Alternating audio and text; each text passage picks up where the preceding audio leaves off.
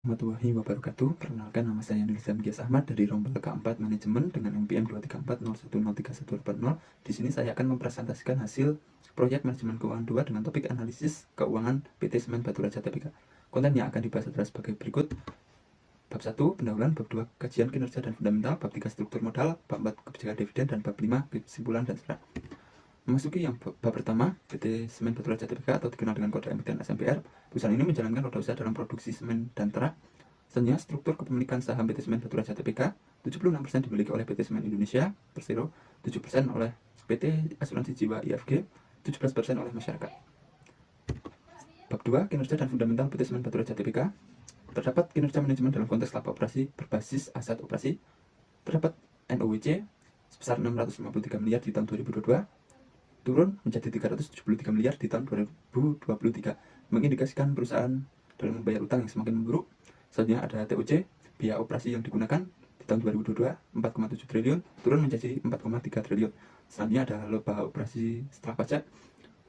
Di tahun 2022 terdapat 77 miliar, meningkat menjadi 121 miliar di tahun 2023. Terdapat kinerja manajemen dalam konteks added value, MFA, tahun 2022 sebesar 765 miliar, turun drastis menjadi minus 181 di tahun 2023. Selanjutnya ada EVA, tahun 2022 sebesar minus 141 menjadi minus 91 miliar di tahun 2023. Kesimpulannya adalah perusahaan belum mampu menciptakan nilai tambah bagi pemegang saham. Terdapat karakteristik fundamental perusahaan dari segi profitabilitas. Basic earning power tahun 2022 1,9%, 3,2% di tahun 2023, mengindikasikan peningkatan dalam pemanfaatan aset.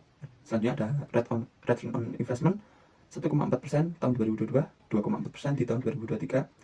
Positif namun masih di bawah 5%, belum efisien dalam penggunaan aktiva. Selanjutnya ada return on equity 2,4% di tahun 2022, 3,9% di tahun 2023.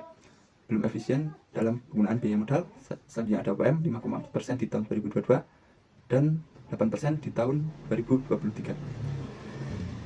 Selanjutnya ada karakteristik fundamental perusahaan dari segi manajemen aset. Inventory turnover 4,38 kali di tahun 2022, meningkat menjadi 5,92 kali di tahun 2023. Artinya perusahaan menjual persediaan dalam setahun 4-5 kali.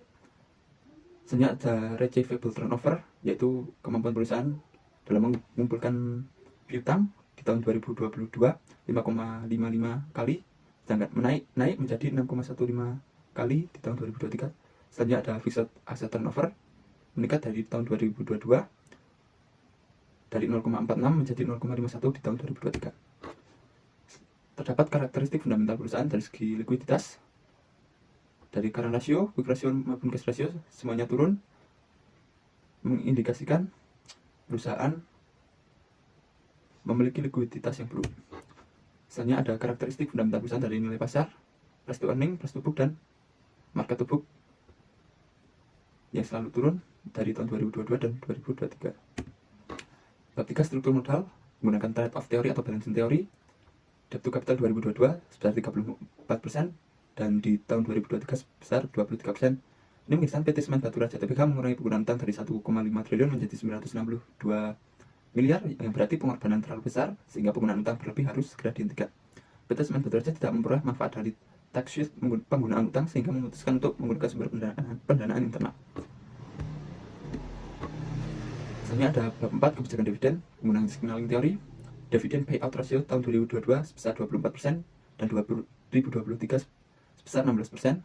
PT Semen Batu Raja menurunkan pembagian dividen secara tunai karena menganggap adanya biaya emisi atau biaya dividen kena pajak sudah terlalu besar, dengan asumsi bahwa pemegang saham mungkin tidak akan puas dengan keputusan ini karena pemegang saham tidak mendapatkan keuntungan yang diharapkan pada waktu penanaman modal di awal.